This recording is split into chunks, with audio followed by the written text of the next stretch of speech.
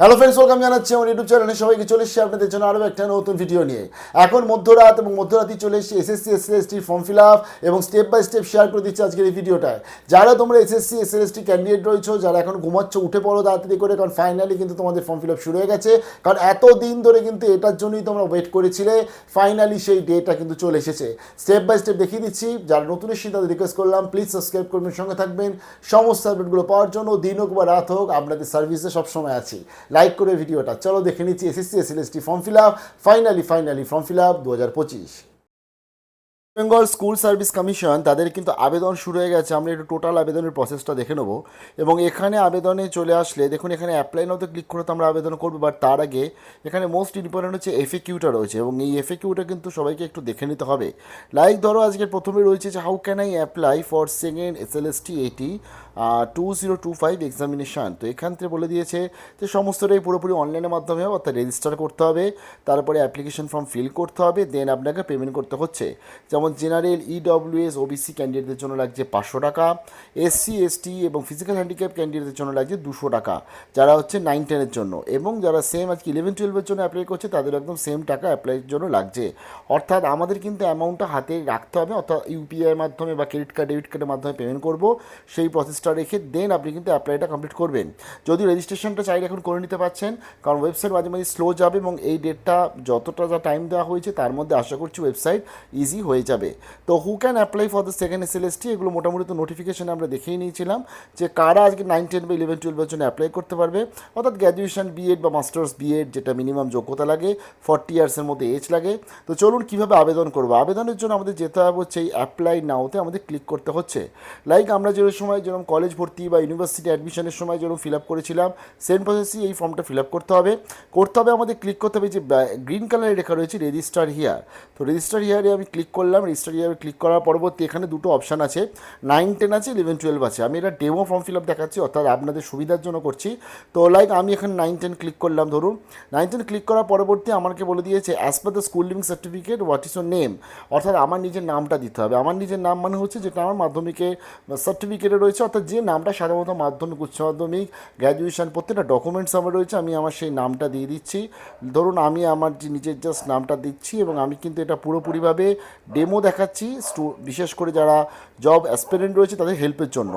তার পরবর্তী এখানে আমার বাবা অথবা মায়ের নাম চেয়েছে। তো ধরুন আমি আমার বাবার নামটা দিয়ে দিচ্ছি। লাইক এরমভাবে গেলাম, আমি বাবার ফার্স্ট নেম দিলাম, দেন আমি এরমভাবে মিডল নেম দিলাম এবং তার পরবর্তী আমি এরমভাবে আমি বা সার নেম দিলাম। তার পরবর্তী এখানে অপশান চলে এসছে মোস্ট ইম্পর্টেন্ট, সেটা হচ্ছে ক্যাটাগরি। দেখুন এখানে কী ক্যাটাগরি রয়েছে। First of all general category, SC ST, PH, physical হ্যান্ডিক্যাপদের যে ক্যাটাগরিগুলো আলাদা আলাদা ভাগ করা রয়েছে সেগুলো রয়েছে। তার সাথে এখানে রয়েছে ওবিসি এ, ওবিসি বি এবং ইডব্লিউএস সার্টিফিকেট আলাদা তাদের অ্যাপ্লাই করতে পারছে। এই ওবিসি এ, ওবিসি বি নিয়ে তো সত্যিকারের একটা প্রবলেম চলছে, বাট পরবর্তী দেখা যাবে যে হাইকোর্ট কী বলে। বাট ফাইনালি কিন্তু যাদের যে সার্টিফিকেট রয়েছে সেই হিসাবে আবেদন করো। বাট আমি ওবিসি এ, ওবিসি বি ক্যান্ডিডেটদের বলবো, যারা বিশেষ করে নতুন এই 140টা লিস্টের পরবর্তীতে চেঞ্জেস হয়েছে, ওবিসি এ থেকে তারা বিতে চলে গেছে বা বি থেকে এতে চলে এসছে, তারা 2 দিন পর ফর্মটা ফিল আপ করো, অর্থাৎ কালকে হাইকোর্টের জাজমেন্টটা কি আসে আগে দেখে নাও, দেন তোমরা ফিল আপ করো। আর বাকি ক্যান্ডিডেট যারা রয়েছে জেনারেল, এসসি এসটি, ইডব্লিউএস বা পিডব্লিউডি ক্যান্ডিডেট রয়েছে, দে ক্যান অ্যাপ্লাই, তারা তো যখন ইচ্ছা যে সময় অ্যাপ্লাই করতে পারে। তো আমি জেনারেলে ক্লিক করলাম। তার পরবর্তী এখানে জেন্ডারে সিলেক্ট করলাম, আমি ধরো মেল সিলেক্ট করলাম। তার পরবর্তী আমার এখানে মেল চেয়েছে, অর্থাৎ ইমেল আইডি চেয়েছে, এখানে মোবাইল নাম্বার চেয়েছে এবং তার সাথে এখানে চেয়েছে আমার ডেট অফ বার্থ চেয়েছে, এখানে চেয়েছে আমার রিলিজিয়ান চেয়েছে। ডেট অফ বার্থ সিলেক্ট করার জন্য জাস্ট আমি এখানে ক্লিক করব। ক্লিক করে 2003টা ধরো সিলেক্ট করলাম। এখানে ধরো আমি আমার ডেট অফ বার্থটা দিয়ে দিলাম আর ধরো এখানে জাস্ট চলে গেলাম, এরমভাবে আমি গেলাম, গিয়ে জাস্ট সিলেক্ট করলাম আমার যে ডেট অফ বার্থ সেটা আমি দিয়ে দিলাম। তো তার পরবর্তী চলে এসে রিলিজিয়ানের ক্ষেত্রে ধরো আমি হিন্দুজম সিলেক্ট করলাম, যাদের যা রিলিজিয়ান সেটা দেবে।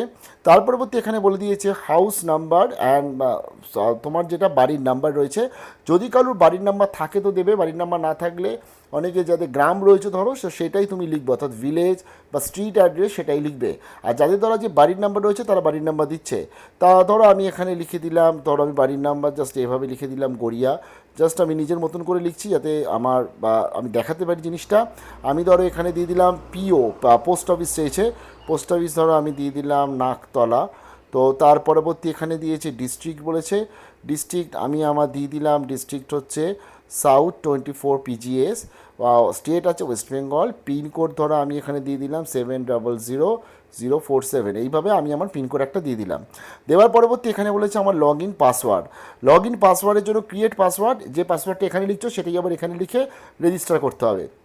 আচ্ছা, পাসওয়ার্ডের জন্য কি বলেছে, মিনিমাম 8 ক্যারেক্টার হতে হবে, at least 1 capital, 1 number, 1 special character. আচ্ছা, ধরো আমি পাসওয়ার্ড দিচ্ছি, ধরো 8 জিটেক পাসওয়ার্ড দিচ্ছি, তাহলে 8টা বড় হাতে লিখলাম, যেটা ছোটো হাতে লিখলাম, ডাবল ই লিখলাম, লিখলাম, তারপরে ধরো আমি কটা হয়ে গেল আমার, 1 2 3 4 5 হয়ে গেল, আর 3 মতো লাগছে, তাহলে সেই ক্ষেত্রে আমি ধরো লিখলাম 025।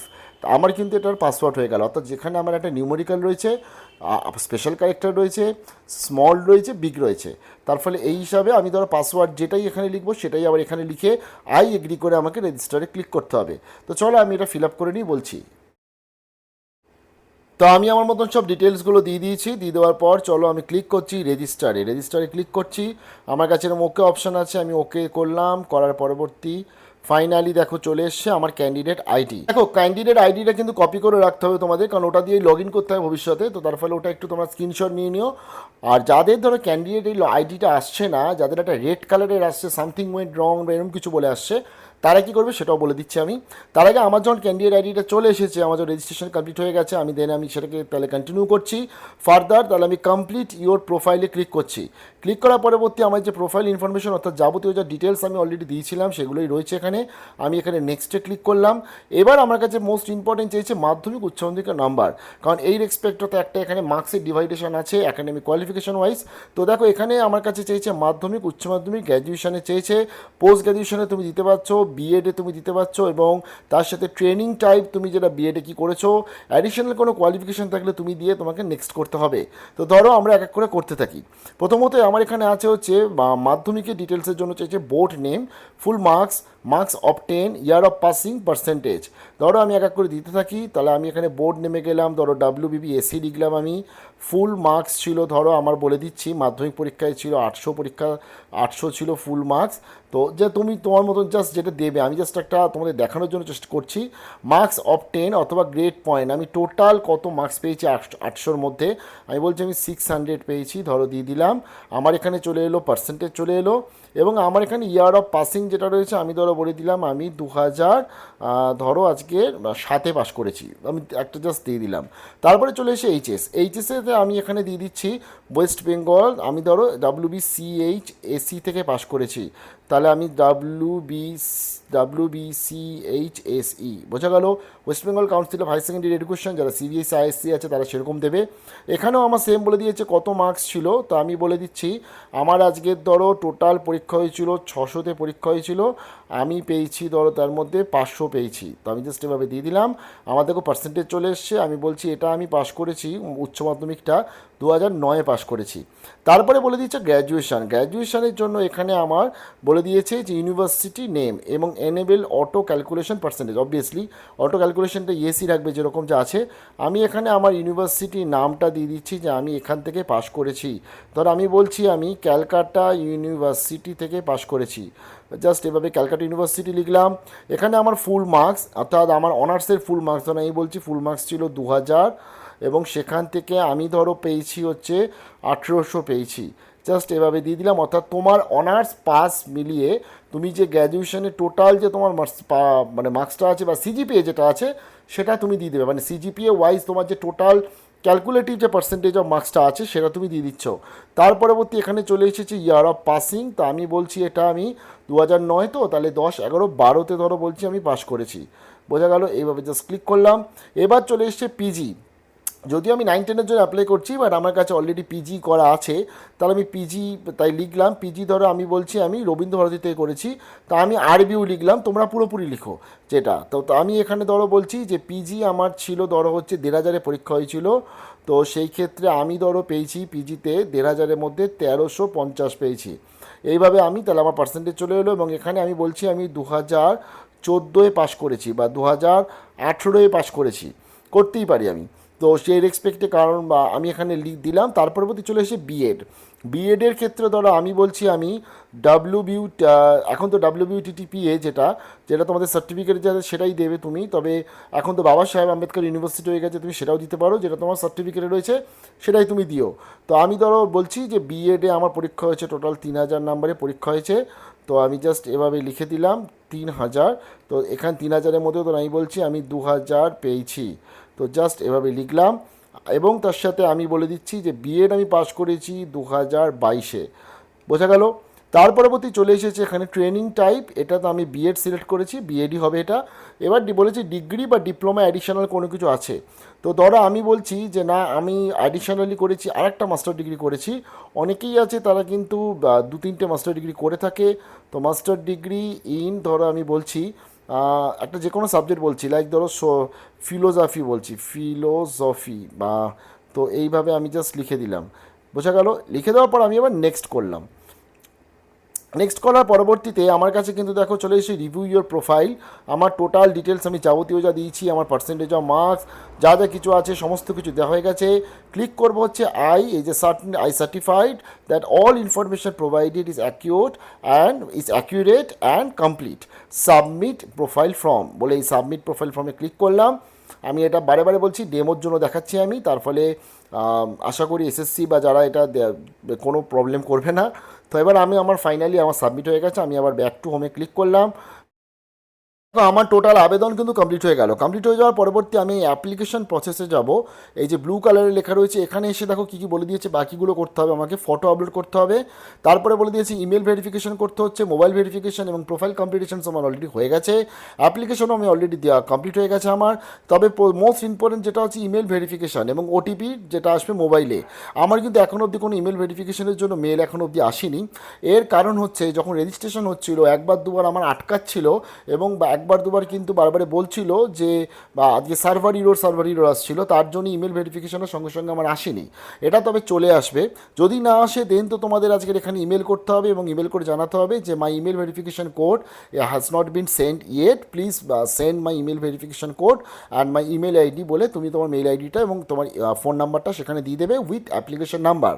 এবং জানিয়ে দিই যে এটা কিন্তু হবেই, কারণ এটা ওয়েস্ট বেঙ্গল গভর্নমেন্টের এটা গভর্নমেন্টাল ওয়েবসাইট এবং তাদের আবেদন, তার ফলে এই প্রবলেমগুলো তো থাকবেই অন্তত ফার্স্ট কিছুদিন, আর 2-3 দিনের মধ্যে আবার এই প্রবলেমটা রেজলিউশনও হয়ে যাবে আশা করছি। তো এইগুলো জাস্ট তোমাকে এই জাস্ট ফটো আপলোড করতে হচ্ছে, মেল আর তোমার মেন হচ্ছে মোবাইলটা ভেরিফিকেশন করে নিলে, করে নেওয়ার পরবর্তী পেমেন্ট করার জন্য এই যে স্টেপ 6 রয়েছে দেখো বলে দিয়েছে credit card, debit card, UPI, net ব্যাঙ্কিংয়ের মাধ্যমে পেমেন্ট করতে পারো। জাস্ট তোমাকে এই যে প্রসিড টু পেমেন্টে গিয়ে পেমেন্টটা কিন্তু কমপ্লিট করতে হচ্ছে, ড্যাশবোর্ড থেকেই সব অপশান পেয়ে যাচ্ছ। তো বিশাল বড় বেস্ট জানাচ্ছি। আর একটা জিনিস বলে দিই, যাদের ধরো আমার যেমন প্রবলেম হচ্ছিল প্রথমেই রেজিস্ট্রেশন করার সময় কি প্রবলেম হচ্ছিল আমার, বারে বারে আসছিলো আমার একটা যে সার্ভার ইরোর বলে অপশান আসছিলো। তো তোমাদেরও নিশ্চয়ই যদি সেরকম কিছু আসে অপশান, তোমরা তো এখানে চলে গেলে তোমরা যেটা করবে এই ফরগেট ক্যান্ডিডেট আইডিতে ক্লিক করবে। ফরগেট ক্যান্ডিডেট আইডিতে ক্লিক করার পরবর্তীতে তোমরা এই ইমেল আইডিটা দেবে আর তার সাথে এই যে লেখাটা আছে লেখাটা দিয়ে সাবমিট করলে তোমরা কিন্তু তোমাদের আজকে পেয়ে যাবে যে তোমাদের রয়েছে বা কোডটা অর্থাৎ আইডিটা, অর্থাৎ কারণ আইডি ছাড়া কিন্তু তোমরা এখানে লগ ইন করতে পারছো না। বোঝা গেল? জাস্ট এইভাবে একদম সিম্পল প্রসেসে তোমরা এই ফর্মটা ফিল আপ করে নাও। আর পরবর্তী যদি কারো কোনো কোশ্চেন থাকলে কমেন্ট সেকশনে জানিও। আর এই যে ইমেল আইডি আর ওটিপির যে ভেরিফিকেশান কোড যাচ্ছে না, যদি এটা প্রবলেমটা যদি 1-দিন 2 দিন পর দেখি সেম রয়েছে, then we can write a letter to WBSSC। তো আমরা তাহলে তখন বলতেই পারি যে কেন আজকের প্রবলেমটা হচ্ছে এবং এর প্রবলেমটা স্বাভাবিকভাবে হচ্ছে। আর দেখো এত পরিমাণে মিডিয়াতে হাইলাইটেড, এটা কালকের মধ্যেই দেখো না প্রত্যেকটা নিউজ চ্যানেলও বলতে শুরু করে দেবে। ভালো থাকবেন, বেস্ট অফ লাক।